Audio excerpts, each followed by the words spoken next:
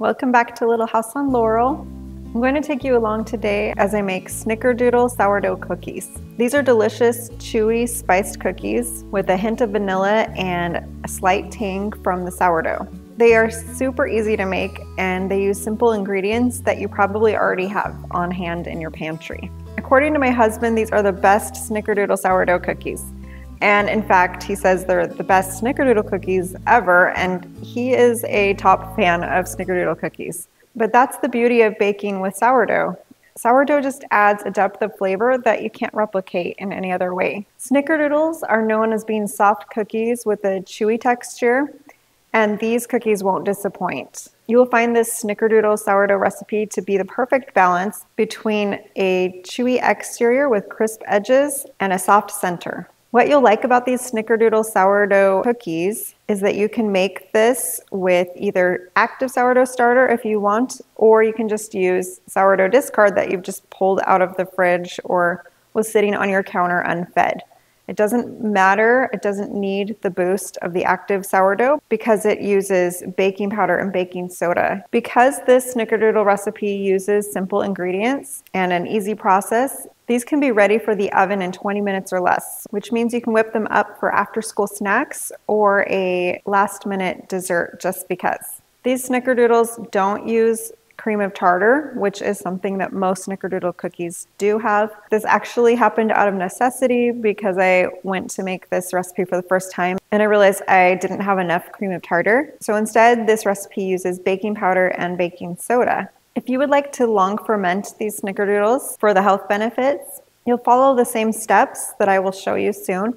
But after you make the dough, you'll place the bowl covered into the refrigerator to let it ferment for up to 3 days. The longer that you let the dough ferment, the tangier it will taste. And once you're done fermenting your dough, you'll remove it from the refrigerator and continue the same steps of forming the dough into balls and preparing it for baking. All right, well, let's get started making these sourdough Snickerdoodle cookies. In a mixing bowl, you're going to cream together 3/4 cup butter, 1½ cups sugar, and 2 tablespoons of brown sugar.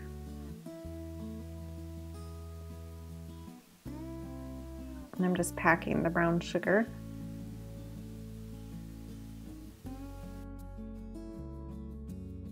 You're going to cream those together until it's fluffy.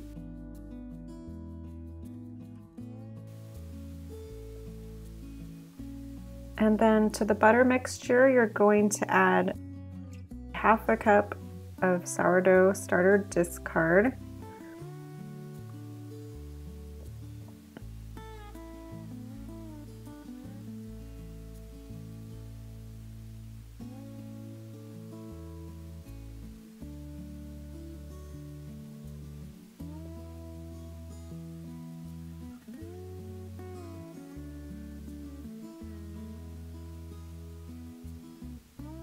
One teaspoon of vanilla,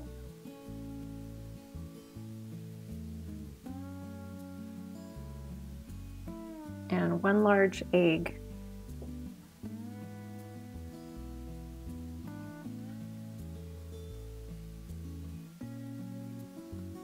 And then you're going to mix all of that again at a low speed until the mixture is smooth. And you can use a rubber spatula to scrape the sides of the bowl down just to make sure that everything gets incorporated.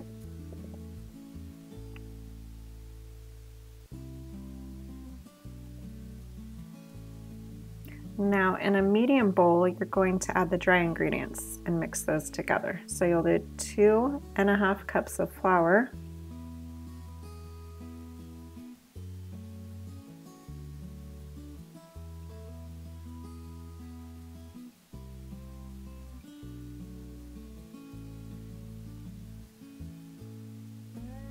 and then 3 teaspoons of baking powder. And remember, we're using this instead of the cream of tartar. And then you'll also add 1 teaspoon of baking soda. And these are both leavening agents that will help the cookies to rise. And then you're going to do 1/4 teaspoon of salt. So stir up those dry ingredients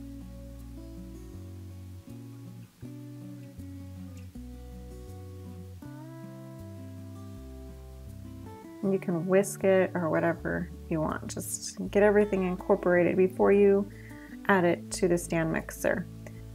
So you're gonna add the dry ingredients into the wet ingredients. And then you only want to mix it until the dry ingredients are just incorporated. Otherwise you'll overmix it and you don't want to do that.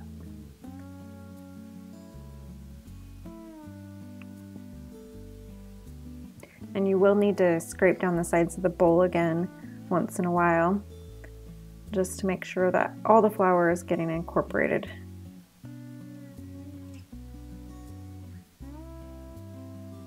All right, it looks good. So I'm gonna make the cinnamon sugar mixture now with 1/4 cup of sugar and 1 tablespoon of cinnamon. And you're just gonna stir that up. And this is what we'll be rolling our dough balls in. This is what gives it the spice flavor. So you're gonna preheat the oven to 375 degrees Fahrenheit and add parchment paper to a baking pan. And I'm using a 2 tablespoon cookie scoop to measure out the dough, but you will still need to use your hands to roll them into balls. And then you'll roll them into the cinnamon sugar mixture.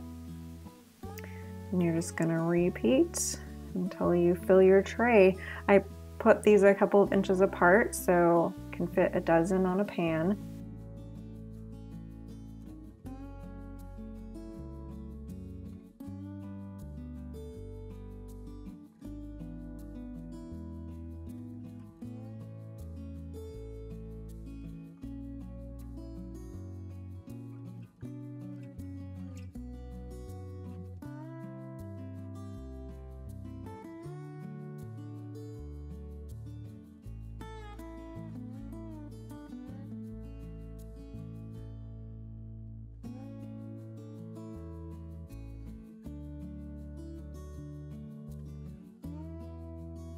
Okay, so I'm speeding this up because this is a slow process, I guess.